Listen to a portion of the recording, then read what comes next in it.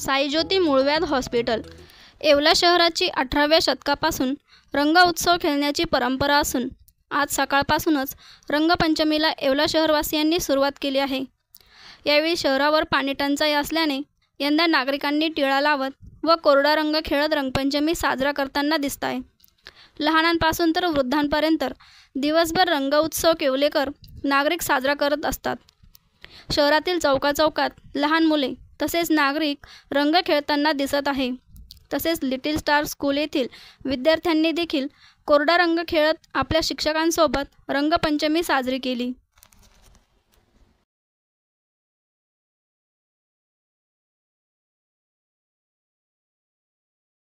साईज्योती मूळव्याध हॉस्पिटल आयुर्वेदिक औषधोपचार, क्षारसूत्र इंजेक्शन व व्हेसल सीलर जर्मनी लेझर मशीनद्वारे उपचार, डे केअर सेंटर, ॲडमिट राहण्याची गरज नाही, मेडिक्लेमची व्यवस्था, स्त्री रुग्णांसाठी स्त्रीरोग तज्ज्ञ, ठिकाण धारणगाव रोड कोपरगाव, संपर्क डॉक्टर तुषार गलांडे, डॉक्टर काजल गलांडे।